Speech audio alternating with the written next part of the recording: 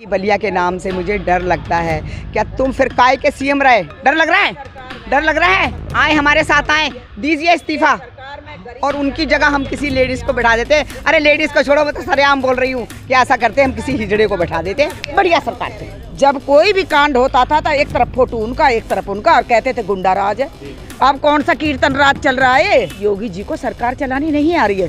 उनका काम है कुटिया में बैठ के और अपना वो सुल्पा पिए और अपना घंटी बजाएं भगवान जी के सामने। उनको भगवान जी को मनाए, वो क्यों सरकार चला रहे? उनको आती ही नहीं है चलानी सरकार। आप जो समाज के गुंडे बाद में भगाना, पहले जो बीजेपी के गुंडे हो रहे हैं उनको ही भगा लीजिए।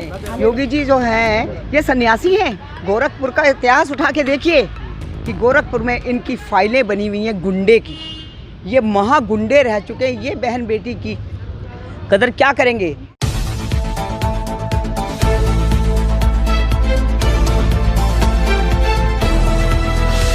जब कोई राजा हो और उसका अपने राज्य के किसी जगह से डर लगे तो कैसा लगेगा? जैसे कि योगी आदित्यनाथ का बयान आया है कि बलिया के नाम से डर लगता है। हाँ, तो क्योंकि वो उन गुंडों के साथ रह चुके हैं। अब उन गुंडों को ये पुलिस वालों को कह नहीं सकते कि इनका इनकाउंटर करो, क्योंकि जो इनके खिलाफ जबान खोलते हैं आपने देखा होगा। अभी थोड़े दिन मुझे नाम लेने की जरूरत नहीं है, इन्होंने कितने आराम से उत्तर प्रदेश के भूमाफिया को मरवा दिया। ठीक है, आज इनको डर नहीं लग रहा है। इनको डर नहीं लग रहा है। ये सिर्फ अपना बचाव कर रहे हैं और उन गुंडों का बचाव कर रहे हैं कि अगर मैंने मुंह से चेपी खोली तो नेचुरली बात है कि दुनिया बोलेगी इन गुंडों को मारो।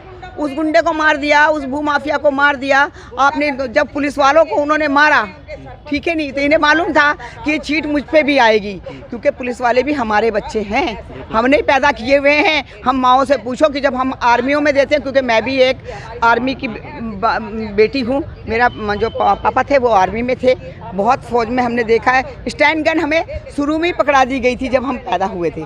हमने इसलिए चूड़ियाँ नहीं पहनी हुई है, पर यह है कि हमें मालूम है कि इनकी पोल खुल जाएगी। इसलिए ये कहते हैं कि बलिया के नाम से मुझे डर लगता है। क्या तुम फिर काय के सीएम रहे? काय के सीएम रहे हैं आप? जब इसका नाम क्या, कभी और भी पार्टियां आती हैं तो आप फ़ौरन उनके ऊपर उत्तर प्रदेश को छोड़ के दूसरे राज्य में जाके कूद जाते हो कि यहाँ पर ये सिर्फ राजनीति की रोटियां सेक रहे हैं। इनको सिर्फ राजनीति से बताया ना, डर नहीं लगता है इनको। इनकी पोल खुल जाएगी।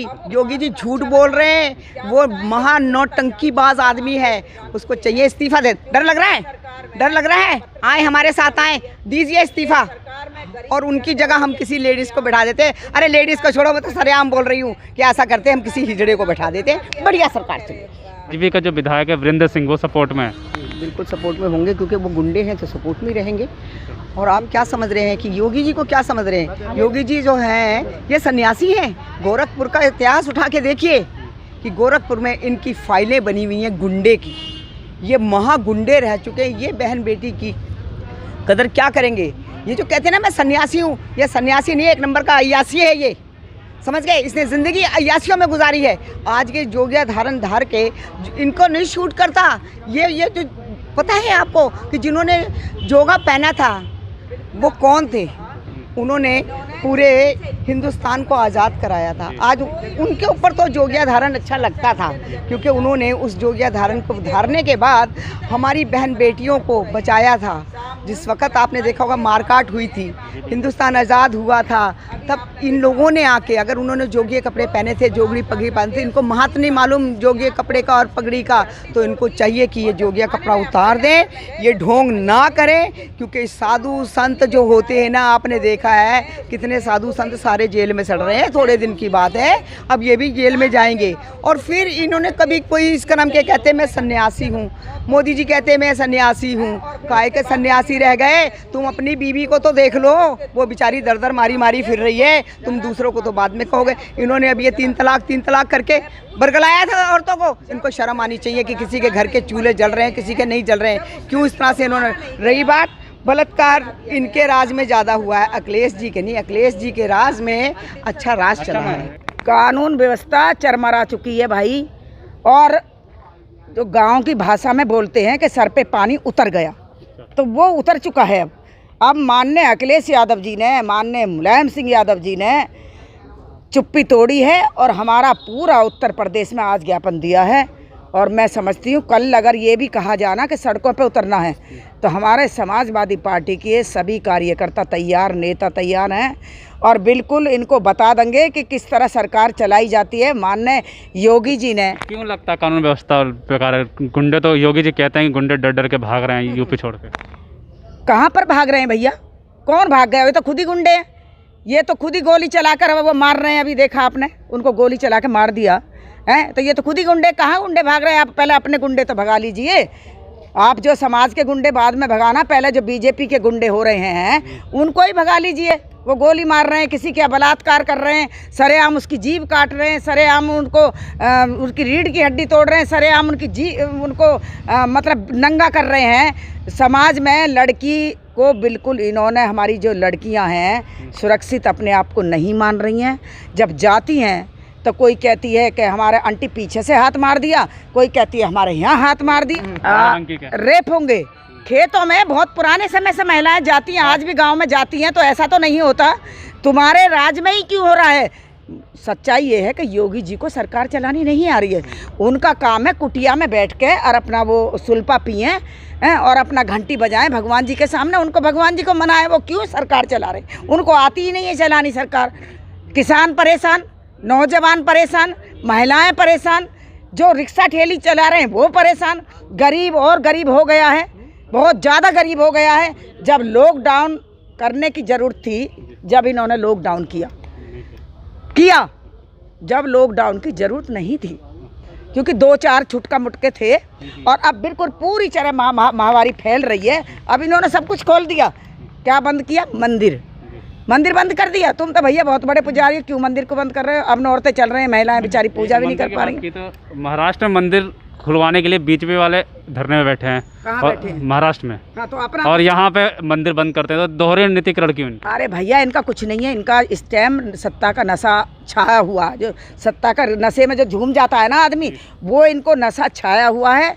जिस दिन हमारी सरकार सड़कों पे उतरने का काम करेगी तो इनका नशा दूर हो जाएगा। और मेरे हस्बैंड ने भी भैया सुन ले 30 साल नौकरी की। अच्छा, सरकारी। आप लोग उतर रहे हैं, लगातार लाठियाँ भाजी जा रही है। हाँ, कैसे देखते हैं? तानाशाही महिलाओं को खींच के मारा जा रहा है, लड़कियों को खींच के मारा जा रहा है। क्यों मारा जा रहा है? ताकि ये अपनी आवाज़ ना उठाएं।